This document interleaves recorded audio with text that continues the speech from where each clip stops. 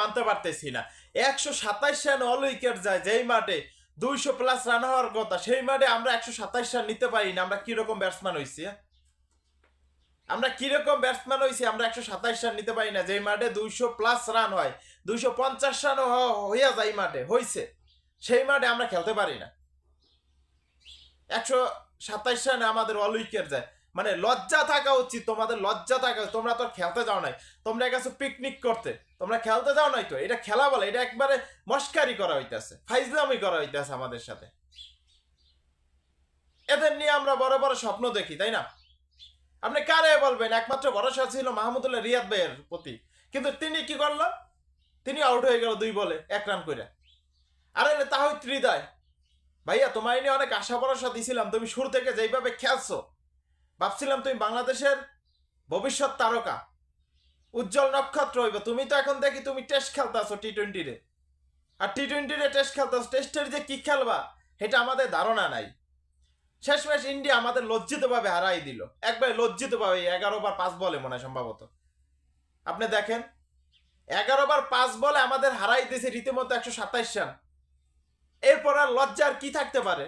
হ্যাঁ, বড় বড় ফটোফটো করছি এদের নিয়ে, বড় বড় বাতে না মারছি এদের নিয়ে। কি বলবো এদের? লিটন কুমার দাস, তুমি কবে মনে করো ওই নিজের ছন্দে ফিরবা? তুমি 1 ম্যাচ ভালো খেললে তোমার 10 ম্যাচ খোঁজ থাকে না। এরকম প্লেয়ার বাংলাদেশের দরকার নাই।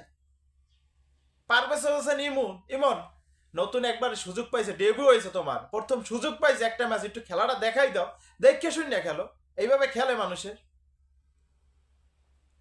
আর কি জানি জাকির হাসান অনিক, ভাই তোমার খেলার দরকার নাই ভাই। তুমি একটা ম্যাচে রান করছো, একটা ম্যাচে, এই শ্রীলঙ্কার সাথে সম্ভবত। তারপর তোমার খোঁজ নাই, তোমার কোনো পারফরমেন্স নাই। এদের কি দেখে প্লেয়ার দলে নাই? একমাত্র ভাই আমি হারে হারে টের পাইছে সাকিব আল হাসান, তামিম ইকবাল, মুশফিকুর রহিমের অভাব হারে হারে টের পাইছে বাংলাদেশ ক্রিকেট দল। আরো পাবে সামনের দিকে। ভাই আমরা তো এই বাংলাদেশে আমরা দেখতে চাই নাই, তাই না? রীতিমতো আমাদের একবার লজ্জাজনক ভাবে হারিয়ে দিয়েছে ইন্ডিয়া ক্রিকেট টিম। এটা মানতে পারতেছি না ভাই। আমরা এইভাবে হারতে চাই না তো, আমরা এইরকম দল না তো। আমরা ভাবছিলাম ইন্ডিয়া দুর্বল দল লই মাঠে নামছে। ইন্ডিয়া, সত্য কথা, ইন্ডিয়ার কোনো সিনিয়র প্লেয়ার নাই, কোনো অভিজ্ঞ প্লেয়ার নাই। তারা দুর্বল দল নিয়ে নামছিল, কিন্তু দুর্বল দল নিয়ে নামলো হইব কি? তারা যে দুর্বল দলের চেয়ে মনে স্ট্রং দল, তারা যে কোনো দল হারাই দিতে পারে, এই দল এখন টের পাইছি আমরা।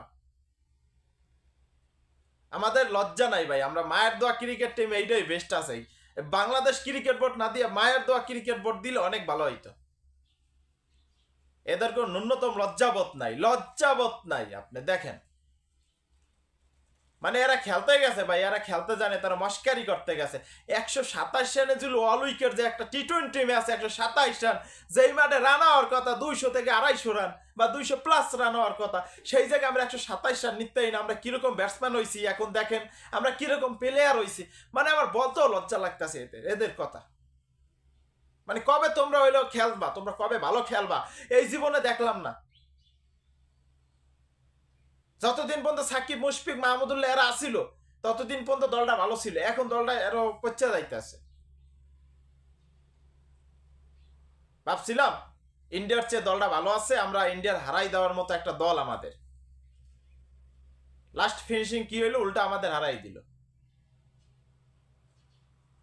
কিচ্ছু বলার নাই। এরই নাম বাংলাদেশ, বুঝছেন? এদের দিয়ে ভরসা করা যায় না।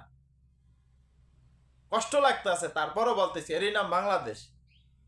আমরা হারতে জানি, সব ম্যাচ হারতে জানি।